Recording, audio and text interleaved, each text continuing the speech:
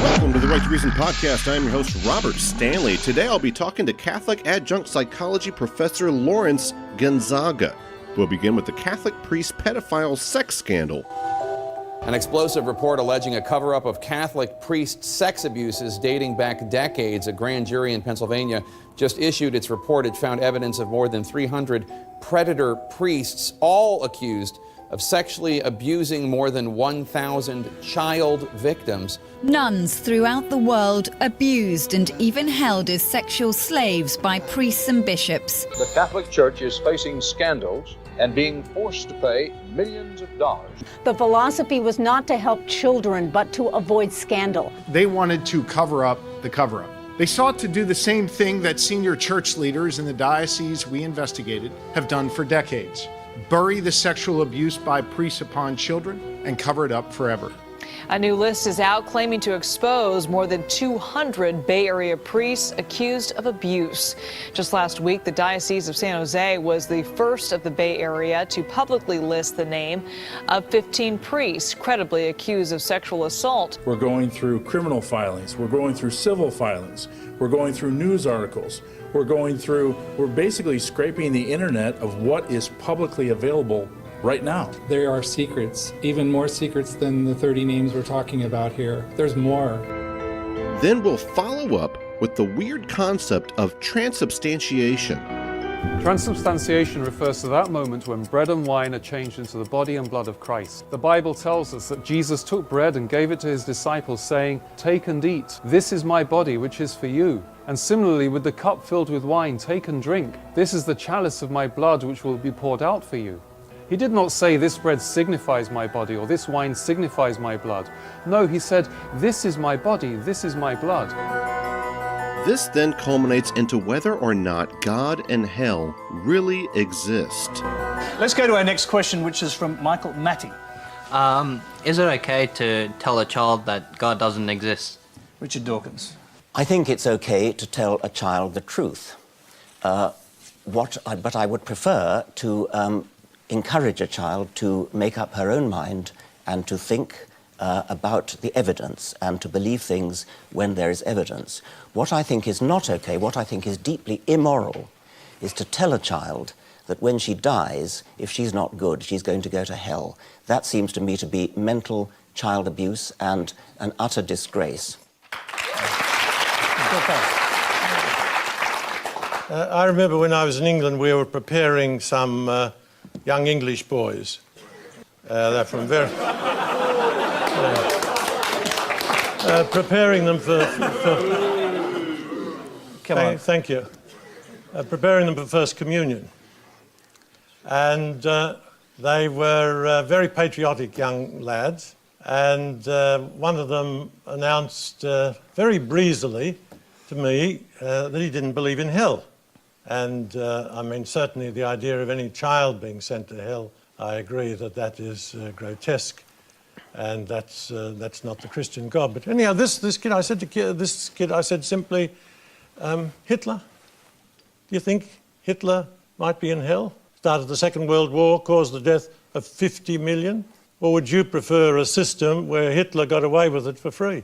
Anyhow, the little kid was quite patriotic, and he said, he realised hell was in with a chance if Hitler was going to go there. What about a system where he was simply obliterated and didn't exist anymore? Well, he would have got away with too much as far as I'm concerned. So you actually, prefer the idea of hell as a place of punishment but for who? Where do you draw the line? Do unbelievers go to hell? No. The only people... one, I hope nobody's in hell. We Catholics generally believe that there is a hell. I hope nobody's there. I certainly believe in a place of purification. I think it'll be like getting up in the morning and you throw the curtains back and the light is just too much. God's light would be too much for us. But I believe, on behalf of the innocent victims in history, that the scales of justice should work out. And if they don't, life is radically unjust. The law of the jungle prevails. Please thank our special guest, Professor Richard Dawkins and Cardinal George Pell. Australian court has found Vatican Treasurer Cardinal George Pell guilty of child sexual offenses. He faces a total of 5 charges for offenses committed against 13-year-old boys. The crimes happened when he was Archbishop of St. Patrick's Cathedral in Melbourne 22 years ago. And then we conclude with the elusive topic of free will. I want to start with a consideration of our ancient ideas about the relation of the individual to the world in terms of fate and free will, or determinism and free will. Because if we actually were aware of all the information that is coming to us through our senses, we would have a very curious sensation which would bug us because we wouldn't be able to find words for it. It would be like this. You would first of all realize that if you didn't be so selective, in other words, if you didn't pay attention to this detail and that detail, but were just simply aware of it all in general, you would get the funny feeling in the first place that you were just a puppet, that you were automatically responding to all kinds of physical and social influences around you, and that you couldn't help yourself. You might object to that, or you might alternatively enjoy it. You might get a sensation that you were just floating. You didn't have to do anything. You didn't have to think about any problems. You didn't have to worry about what you ought to do. You would just feel yourself responding. And that would be a very pleasant feeling if you liked it.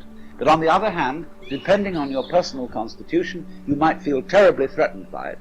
And you would interpret this sensation as a feeling of unreality. Have you ever suddenly felt that you were dreaming everyday life? That it wasn't quite real? And it spooked you? So you said, gee, it ought to be happening. See? I feel I'm going around in a dream. Because occasionally our mind slips. It's like the tuning dial of a radio. It occasionally wanders off and you get another station. And so in the same way, our minds occasionally slip into another way of seeing things.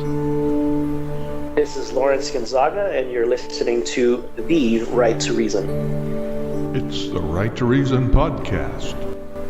This episode of the Right to Reason podcast is brought to you by our patrons and contributors like me. We have all recognized the value of the unrestrained marketplace of ideas and have decided to make a difference. You can make a difference too. Contribute at patreon.com/right and learn more about your right to reason at therighttoreason.com. Your activism is appreciated.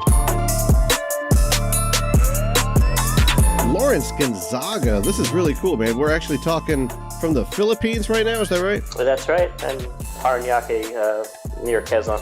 Well, it's Manila, basically. People would probably be more familiar with Manila, Philippines. All right, what are you doing way over there, man? I'm visiting family here. I mean, I haven't been here in a year.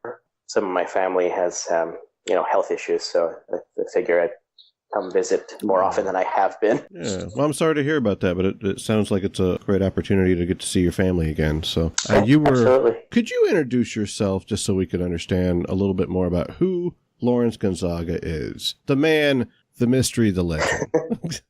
Well, let's not oversell me. Yeah, right off the bat. Well, I mean, as far as I would say that, my title is behavioral health expert liaison to the counties. I mean, it's a very long title. I haven't changed my card yet. Title, yeah.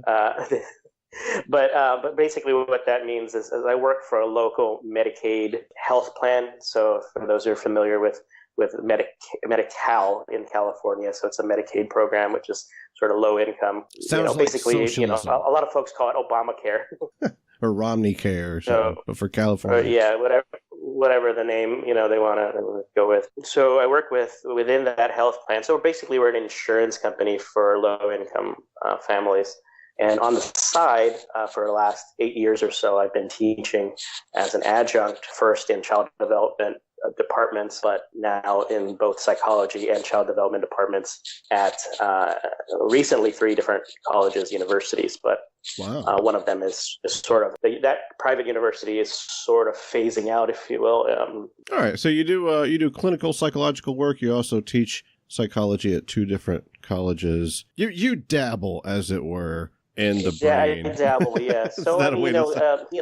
Obviously, when people think adjunct, they sometimes think of it as sort of lesser than the other professors. And so I'll say, oh, I'm an adjunct professor. Oh, you're not a professor. I got into a little exchange with a psychiatrist not too long ago on Phil Calderon's thread. I teach the same classes. I use the same textbooks. I have the same methodologies as the full-timers. So you mentioned Phil Calderon. That's from Believers and Non-Believers in Discussion. And that's actually how I got to know you. Phil's a longtime listener, a patron of the show, and a really great friend. So I already know, just going into this, that we're probably going to have a really fruitful discussion. The thing I wanted to get to first is that you're a Catholic and I'm an atheist, right? We think a little different. We see the world differently, right? And I wanted to ask you about that, and I wanted to figure out why you believe what you believe. Do you believe a cracker turns to flesh? Do you believe, Mother Mary had sex with God, as it were? Not to be crude, just, Sure. These are real questions. But before that, there's a lot of crazy stuff going on with the Catholic Church and, raping kids and all that. It's nuts out there. What's your take on that? Does that make you feel less Catholic when you see that stuff in the news?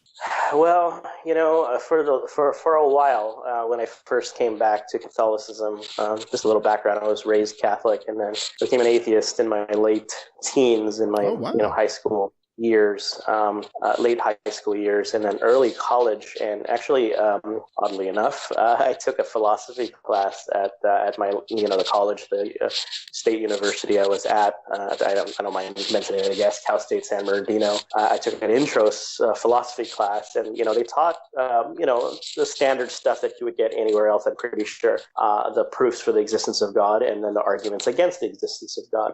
And of course, the arguments against the existence of God was sort of the stuff that I sort of based my atheism on, I guess you can say. And then I never heard of proofs for the existence of God. I mean, I just never was in the sphere of individuals that could put me in that direction anyway. And so when we went over some of those things from a philosophical perspective, most of them were from Thomas Aquinas. Catholics call him St. Thomas Aquinas. And he wrote in his Summa Theologica what are commonly called the 5 proofs, or the 5 ways, right? And so those are the 5 sort of philosophical proofs that he came up with.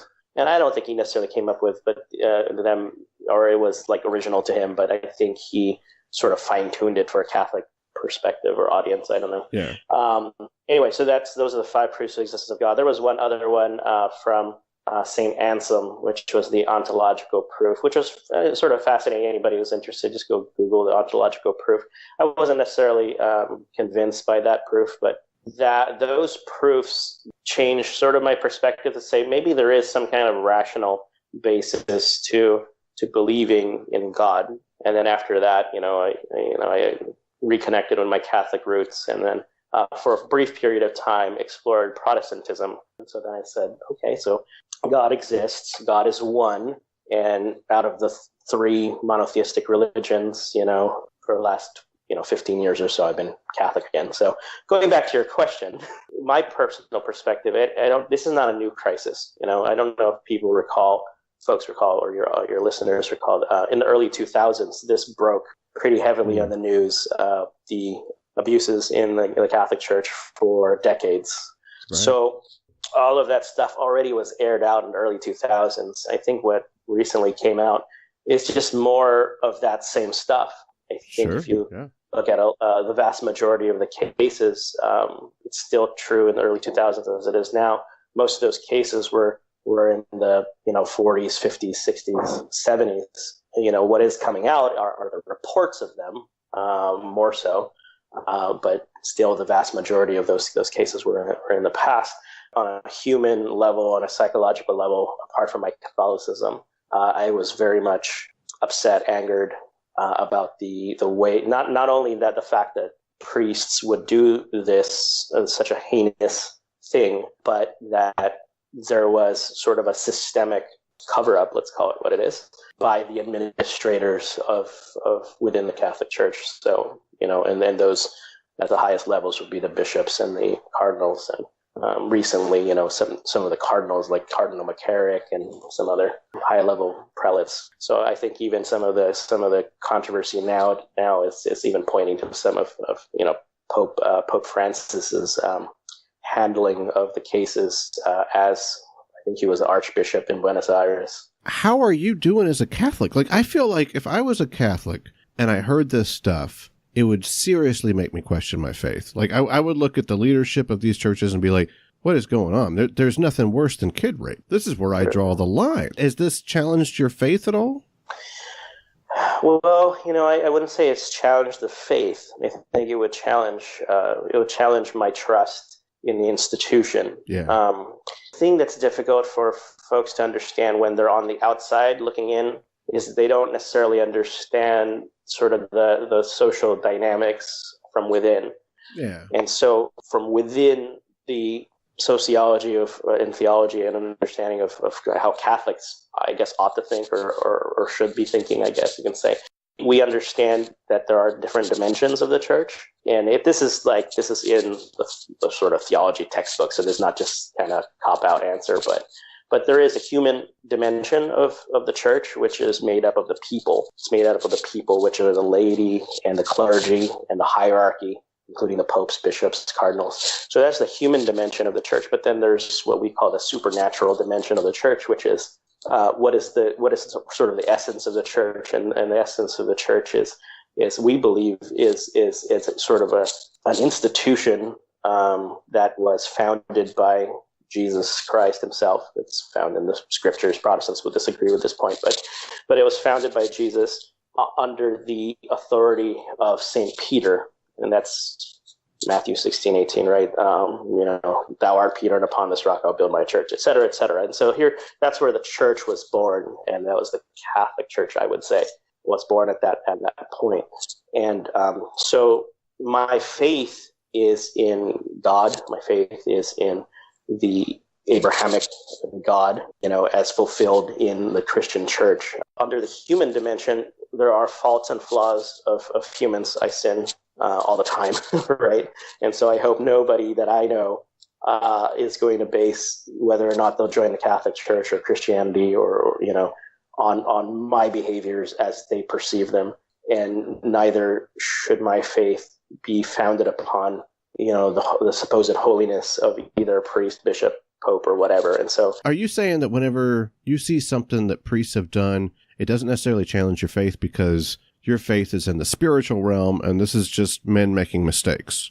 That's a good way of summarizing it. The thing that I struggle with, though, is didn't God set up this system? Like, isn't this his design itself, the rock on which I'll build this church and all that? Doesn't he, or at least the faith itself, have some kind of responsibility for what the men do that are supposed to be working within the system? Yeah, I would say that's a pretty challenging kind of critique, I guess you can say. But you could take it a step backward even further, and I know there are some atheists who would say this at any kind of evil, right? He didn't just set up the church; he set up the whole universe from a Christian perspective, right? And so, if that's the case, there shouldn't be murder, there shouldn't be rape at all. Not just rape within the Catholic Church; shouldn't be rape against adults and children, or post-pubescent or prepubescent. There shouldn't be any evil, right? If the idea is God set up the system, so why didn't he create a perfect system?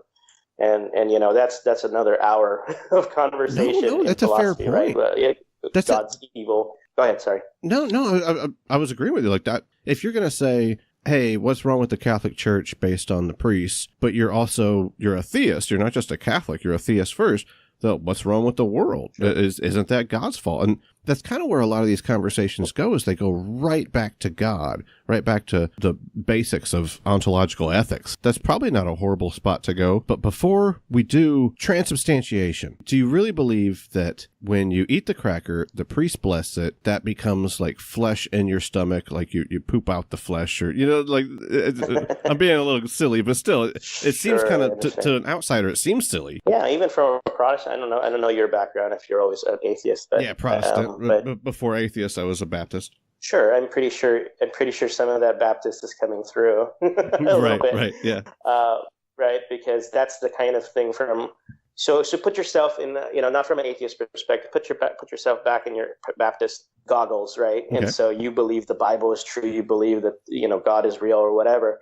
And so on that level, we would agree as a Catholic and a Baptist and other Protestants, the Bible is true because the Bible came from God.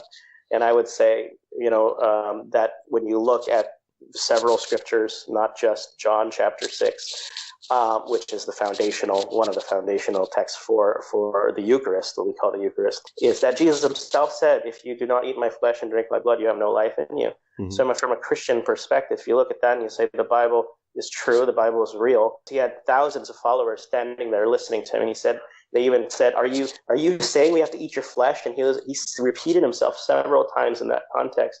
You don't eat my flesh and drink my blood, you have no life in you. And it says they turned away, and all that was left was his core group. And he says, are you going to leave too?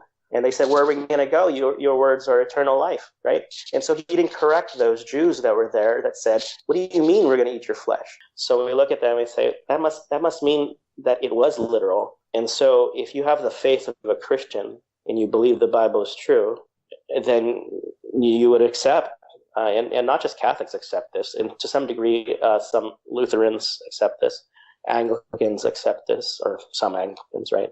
And that's just the tradition of the church. If you look at the Eastern Orthodox, which were in union with the Catholic Church for 1,054 years or so, and there's variations depending on which group, they all believed in the Eucharist for the first at least 1,000 years, and up to 1,500 years, and the Protestants came and said, nope, that's not literal. The transubstantiation, it does seem biblical. It also seems crazy, though. I mean, do you really think that it turns to his flesh, or does it mean it like a symbolic thing? From a Catholic perspective, it's clearly not symbolic. So if it's in the Bible, he says it's my flesh, then it's his flesh. Mm-hmm. Now, how do you explain that sort of in a way that, sort of a rational thinking Catholic or, Christian would understand it?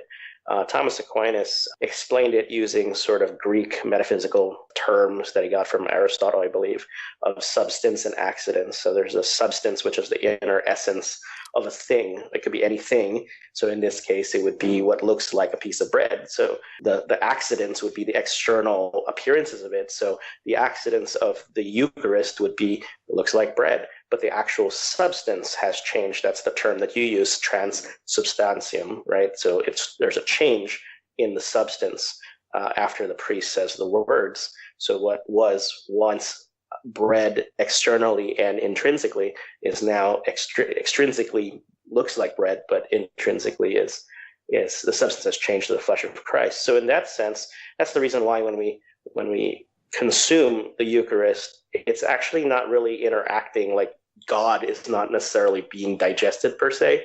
It's the accidents of bread and that's being digested. So we're not, to use the phrase that you used earlier, we're not pooping out God. Right. But by that point, the at least the theology is that the Eucharist has ceased being the Eucharist. You mean it's really God's flesh in a spiritual sense, but not in any like scientific, empirical, testable way? Well, empirical, scientific, you wouldn't be able to test a substance of something in the sense that Thomas Aquinas is talking about it. Yeah, right? It's the essence of it. Does he mean it like a supernatural thing? I mean, if it's natural, then we can test it. If it's natural, it's not fancy stuff. It's just basic. We can stick it with a needle. We can dissolve it into I liquids. understand what you're saying. So if you cut it open, you won't. It doesn't bleed. I mean, right. I'm not. Within the Catholic culture, there's a lot of beliefs in these miracles, and I don't discount the miracles, but I'm not an expert in some of these like Eucharistic miracles. I'm pretty sure you can Google some of these things where you have they've tested some Eucharist from the 15th century and it's not decayed. It actually has DNA and stuff like that. So I don't want your audience to think that I'm necessarily a Catholic. Doesn't have to believe in those to continue being Catholic, but those are some of the miracles that Catholics would cite. And they've done actually some scientific tests on those miraculous, quote unquote, miraculous events. We're not going to agree on any of those. I know that right off the bat. I'm sure you've looked at them. I've looked at them. This isn't something that is going to get entered into a peer-reviewed journal of biology, right? You, as a psychologist, it would blow your mind, I'm sure. As an academic, as a professor, as a clinician, you would look at this and you would say, if you saw this in a peer-reviewed journal, you'd immediately read it and be like, yeah, this is kind of cool, it confirms my faith, but this don't pass the muster. Like, there's no way that this is going to be believable. Like, it's just, it's a different thing when we're talking about academics and science, right? I don't quite understand what you mean by a different thing. I don't know what actual tests have been done on those miraculous Eucharistic miracles, so I can't speak to it sort of intelligibly. I mean, even if I were to, I don't know, you'd say it's intelligible anyway, but that's how I responded to it. As far as I wouldn't present it in my conversation really as a.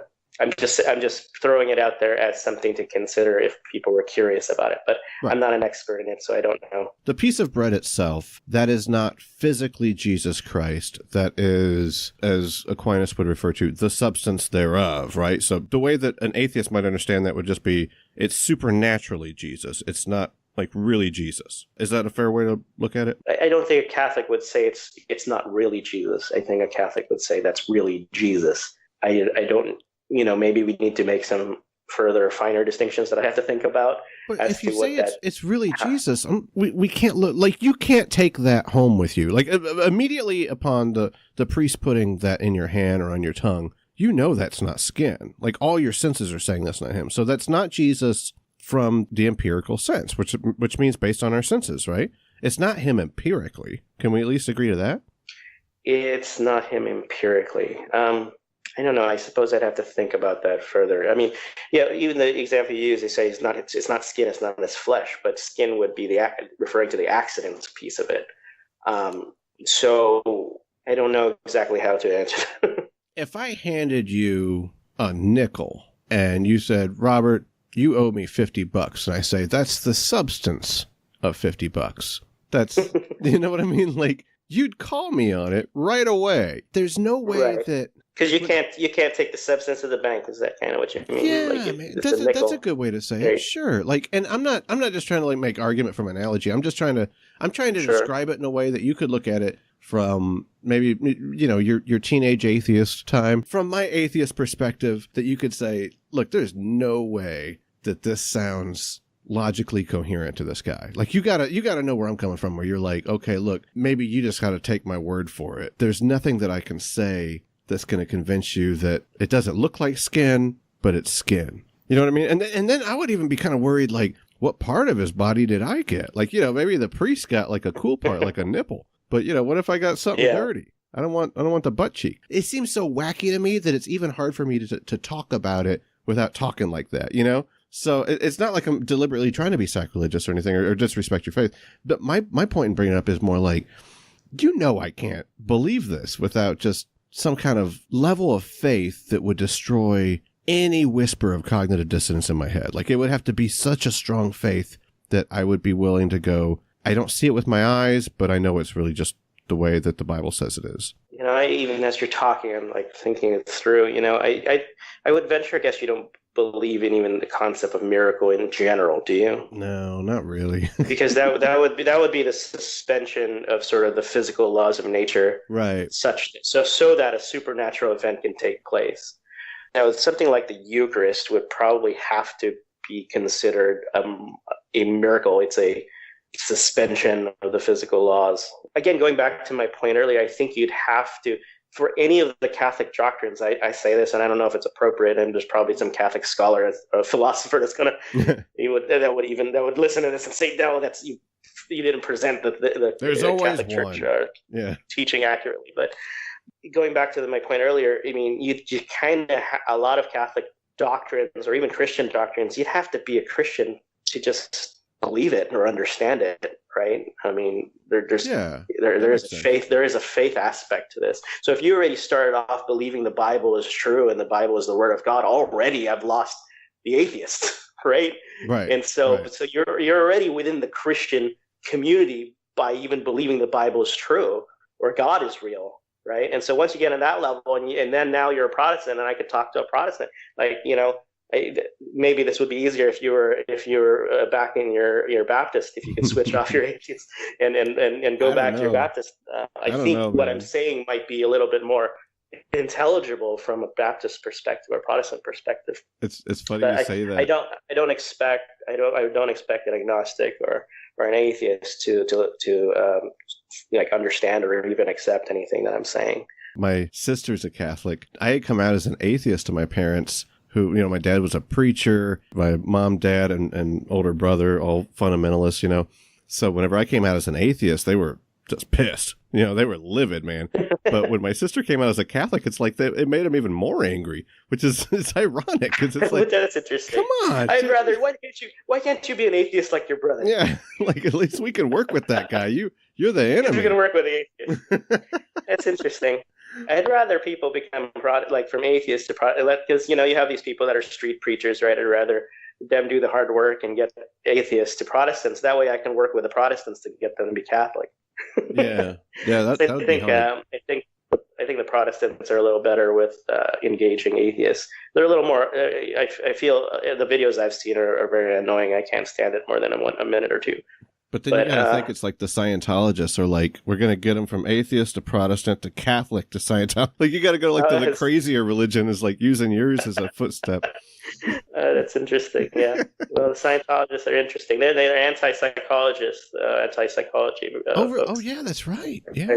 We've almost come full circle because we've started off with pedophile priests. I'm like, how could you possibly stay a Catholic? And you're like, if you had my faith in God, you would. And then I say, well, how can you possibly believe, bread's really Jesus? Jesus is the bread. Is he toast? Is it, did they cremate him? What is it? And you're like, no, trust me. If you had my faith, you'd understand. It seems like we need to talk about faith in God. Would that be an appropriate conclusion to this 3-part discussion, do you think? Yeah, I think that would be fair. Yeah. Why should I believe in God? That's a normative claim, right? Like this is something I should do. So I'm not just asking from like an ethical sense, like it's bad if you don't, but I'm also trying to imply the empirical reason to believe in them. Like what's a good logical reason? What's a good evidence-based reason? What's just a good argument that you would say is to, look, I can't show you God, but I can convince you that he at least exists. Well,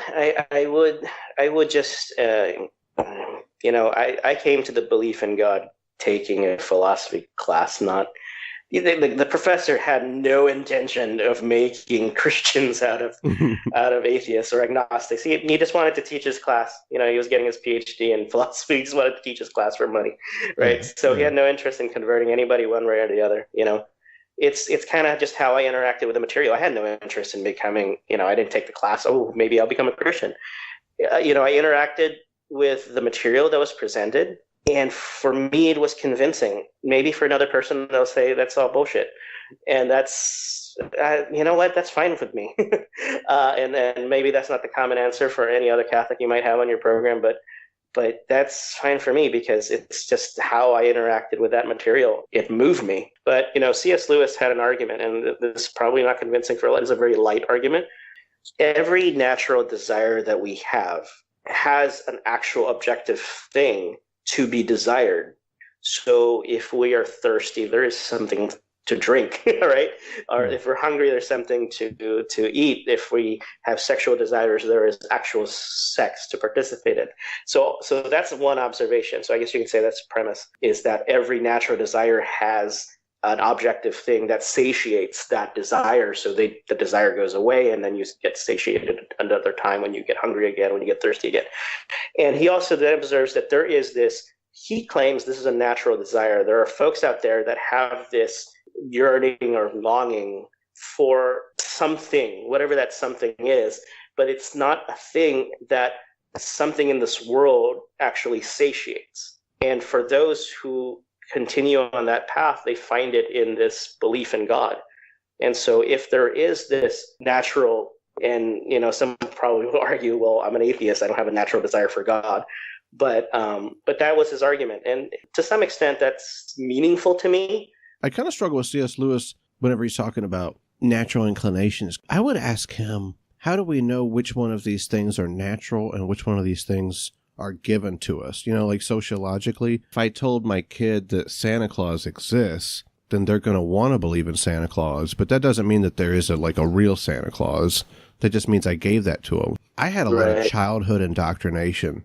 I had certain expectations about lots of stuff. I mean, not just God stuff, expectations of myself. I was told I was broken, that I was a sinner. I'm not saying that this is indicative of all religious backgrounds or what have you. This might not have been your experience, but just, me personally, I had certain expectations about sexuality. I thought that if I thought gay thoughts, that it'd make me gay or something, you know what I mean? Or if you as a psychologist, you've heard them all, man. But I had expectations about marriage. I thought that a woman would be submissive. Boy, was I wrong. There was so much stuff that was just kind of given to me, but that doesn't mean that it really existed any more than Santa Claus.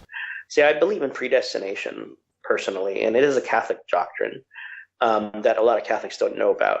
And so that, it goes back to the reason why I don't stress a lot about whether I need to convert people to Christianity or Catholicism, because all of that is already set, right? And so if a person's meant to be saved, if you will, right, at the end, things will play out so that they will be saved. And those who are not, it plays out so they don't.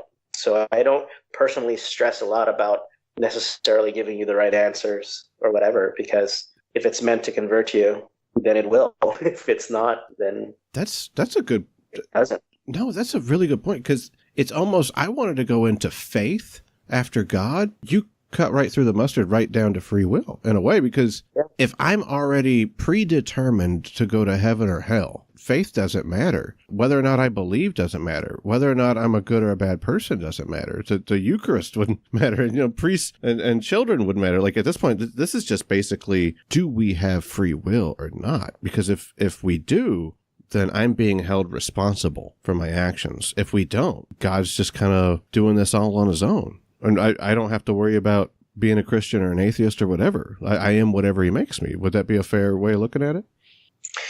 I'm going to, at the risk of getting Catholic philosophers to really excommunicate me. Oh, risk it. Yeah, let's get them to do that. No, I would say that that would not be the way I understand it.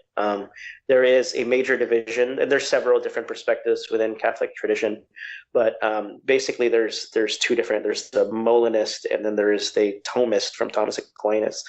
And so between the two major groups, I guess you can say, and some will debate whether those are the two major ones anyway, but Thomas definitely is one of them, is that what is the basis for the person's salvation, the person's justification? Is the basis what we do as individuals, or is the basis what God has designed from the beginning? And so Thomas, if I understand correctly, Thomas's perspective is that God has predestined some for salvation, and he did not predestine the others for salvation. And so when those people, whoever those people are, do their actions, and some of those actions are evil because they didn't receive any kind of grace, I guess, to overcome those things, or to help them with those things, then the basis for their damnation is really their own doing. But for those who are saved, the basis for that salvation is God's predestination, and that in itself is hours and hours, and probably even semesters in theology class to try to understand that stuff. That's dark, man. So basically it's like challenging. Nobody deserves to go to heaven. We all deserve to go to hell, but God just selects some of us out of this hell-bound group of people that he provides his grace to. Would that be a good way? Well, that's not too different, really, to be honest, at least from my perspective, from the Calvinist perspective. The only difference is the Calvinist perspective. So I recently had an exchange with a Catholic, and he was like, "No, that's a Protestant." I was like, "Nope, actually, read Thomas Aquinas. It's a Catholic doctrine. Calvin didn't come up with it." The only difference is that Calvin said God predestined positively those who go to hell and those who go to heaven. So God is the author. He says those ones are going to hell, and those ones are going to heaven, and he had caused those two. So actually, from a Calvinist perspective, there is no free will. There's will, and the will is God's will playing out in your life, right? And so, but the Catholic perspective is slightly different, is that he chose those who go to heaven, and he didn't chose the others go to hell. So they still maintain a sense of free will, and that's the basis for their damnation, is that they chose to do the evil thing. Of course, the challenging thing would be is if you didn't choose them, then it's kind of like saying you're going to hell anyway. You're a determinist. Would that be fair? I would say, even as an atheist, I was a determinist. There's actually quite a bit of psychologists. I'm just quickly. You referred to me as psychologist twice. I'm not.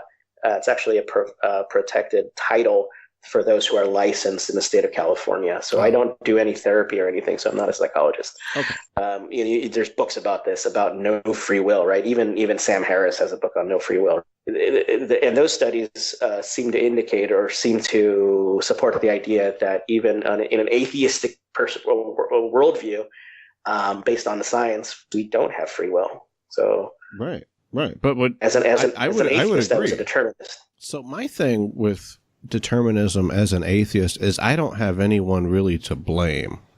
I mean, don't get me wrong. If somebody murders my family and then, the judge is like, what do you want to have happen to him? I'm not going to be like, yeah, no free will, just let him go. Obviously, there's emotional significance to our decisions and what have you, but I don't think that essentially we really make them. That's not a big deal, like you said, for an atheist. But for you, that would mean every cruel act, every child that was raped by a priest, every grandmother that died from cancer, every person burning in hell right now, teeth popping like popcorn, screaming out for their mothers. Every single thing is God's fault. Well, again, it's back to some of these fine philosophical, theological distinctions. So for even Thomas, remember when Thomas said, God has predestined some, right? And he didn't predestine the others. And so their evil inclinations overtake, or that's their nature, right? And so they're going to do their evil things. And it's their fault they do the evil things because they chose to do it of their own free will. There is another distinction between God permitting something to happen and actually what would you say? Like doing it himself. But I mean, if we don't have free will, so there's things he actually wants to happen, and there are things he just permits to happen. I mean, God has free will, right? He can decide what he's going to do. Well, I would say from a Catholic perspective, though, we still maintain there is free will. So we're not Calvinists in believing that there is no free will. But you're a determinist. There's still free will, but there's also predestination. Right, but if you're a determinist, you would have to believe that we don't have free will. Maybe I'm using the determinist in a different sense. I believe things are already set, but that doesn't mean that there is no free will. And you'd have to, again, this is a whole theology course, I'm sure, because God supposedly exists outside of time, and so we are in time, and so for him to have predestined some for salvation, that means he had to set everything else. He had to set up the whole universe to play out a certain way to have the outcome that he wants, right? And so from that, if that's true, then the whole story is already written. We're the characters that are kind of playing our parts within that story, and I don't know how long that story is. Maybe it's another few thousand years, maybe it's a few million more years, but we're the characters playing out the story, and from my experience as a character, I am making supposedly choices between eating this breakfast, dish or that breakfast dish, but that's all sort of been written, I guess you can say, since the beginning. If I was following your analogy and I handed you a book and said, hey, there's lots of characters in this thing, and it turns out the way that I wrote it, wouldn't you have a hard time believing that those characters have free will that are inside the pages of that book? If things are going to turn out the way that he plans, and he exists outside of time, then he already knows the decision that we're going to make. Therefore, we couldn't have made a different decision in the first place. Yeah, no, this is a concept that I've struggled with. Let me just be transparent and honest about that. And I've had a decades-long debate with one of my friends that's now in seminary on predestination and predeterminism and things like that. So there's no short discussion. There's no way. Like I said, it's a decades-long conversation. Yeah. It's one of those things. You just look at it at face value without getting into the debate. Catholic Church teaches predestination as true, and it also teaches free will as true. And as a Catholic, we have to look at that and say the Catholic Church teaches it as a doctrine. It's a dogma even. And so we can't reject it. How do those two things work is, and this is, I try not to make it sound like a cop-out, but it is a mystery because we don't know how to understand it necessarily. And some people have tried to explain it, like Thomas Aquinas, like Molina tried to, explain it. And there's even modern writers that tried to explain it. John Salzo was one of them. He wrote a book on predestination, and some other, priest that just passed away a few years ago wrote a 2,000-page book about it. And so it's hard to understand even from within the Catholic understanding, but we believe it because we're Catholic. And that's just, there's no two ways about it. It's a dogma, so we have to accept it. How to try to understand it is the challenge. Seems like for us to understand the Catholic concept of determinism versus free will, we'd have to understand God existing outside of time, and that might be something that we do next time. I feel like I'm taking up your whole evening. I really appreciate you talking to us today. Would you be willing to come back on, and maybe we could try to figure out how God can exist outside of time? I think it would be. I don't know if I'd have any without doing any research on my own, because I just kind of believe it at this point, and I don't haven't necessarily researched it. You just believe it? Yes. I mean, well, it's a doctrine, right, that God exists outside. Well, you know what? I don't think that piece in itself is a dogma that God exists outside of time. I'd have to do a little bit of digging about that, because I heard a response from a sort of Catholic theologian. He had said, well, we don't actually know if God exists out of time. We don't know how those things work. Well, that's a pretty fair answer right there. At least it's an honest answer to say, I don't know. And that's kind of my take as from an agnostic atheist perspective. Is I say I don't know, but the way that you've explained yourself, I think I know you a little bit better today, and I appreciate you coming on and talking to us. Oh, thanks for having me. I really appreciate this conversation as well. I keep my hands on myself. Dust them off, put them back up on the shelf. Kiss my little baby girl is in need. Am I coming out of left field?